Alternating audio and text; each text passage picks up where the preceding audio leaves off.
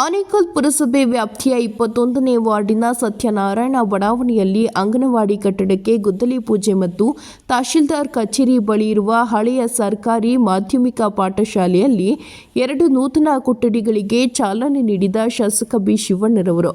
ಇನ್ನು ಇದೇ ಸಂದರ್ಭದಲ್ಲಿ ನಾರಾಯಣ ಹೃದಯಾಲಯ ಮತ್ತು ವೋಲ್ವೋ ಸಂಸ್ಥೆಯ ನೇತೃತ್ವದಲ್ಲಿ ಸಂಚಾರಿ ಸಮುದಾಯ ಆರೋಗ್ಯ ತಪಾಸಣಾ ಶಿಬಿರಕ್ಕೆ ಚಾಲನೆ ನೀಡಲಾಯಿತು.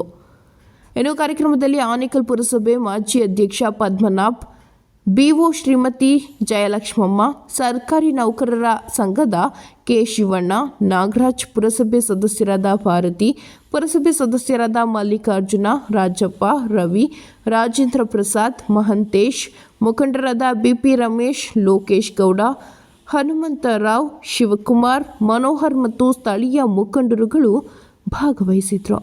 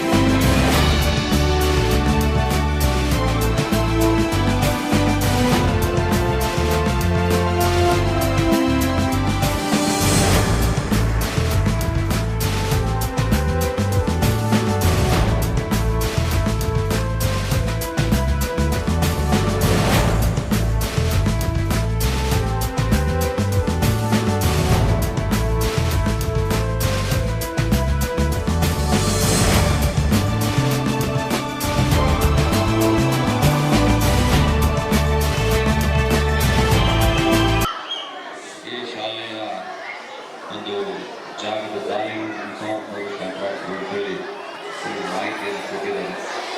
ಐಕ್ಯ ಸಂಸ್ಥೆಯವರು ಐಕ್ಯ ಟ್ರಸ್ಟ್ನವರು ಈ ಒಂದು ಕೊಠಡಿಗಳನ್ನು ಇವತ್ತು ದಾನ ಮಾಡಿದ ಅವರಿಗೆ ನಾನು ತಾಲೂಕಿನ ಜನತೆ ಪರವಾಗಿ ಅಭಿನಂದನೆಗಳನ್ನು ಸಲ್ಲಿಸ್ತೇನೆ.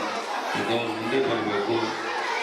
ನಮ್ಮ ಸರ್ಕಾರಿ ಶಾಲೆಯಲ್ಲಿ ಇತ್ತೀಚಿನ ದಿನಗಳಲ್ಲಿ ಎಲ್ಲ ಸುಸಜ್ಜಿತವಾದಂಥ ಒಂದು ಅನುಕೂಲ ಇರ್ತಕ್ಕಂಥ ಶಾಲೆಗಳಾಗಿ ಅದಕ್ಕೆ ಸಹಕಾರವನ್ನು ಕೊಡುವಂಥ ಸರ್ಕಾರ ಇರ್ಬೋದು ಮತ್ತು ನಮ್ಮ ಐಕ್ಯ ಸಂಸ್ಥೆಯಂಥ ಯಾರಿಗೂ ಕೂಡ ಅವರಿಗೂ ಕೂಡ ನಾನು ಕೃತಜ್ಞತೆಯನ್ನು ಸಲ್ಲಿಸ್ತೇನೆ.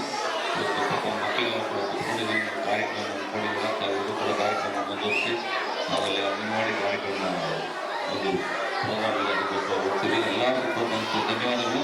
ಎಲ್ಲ ಮಕ್ಕಳು ಕೂಡ ಬೆಳಗಾವಿ.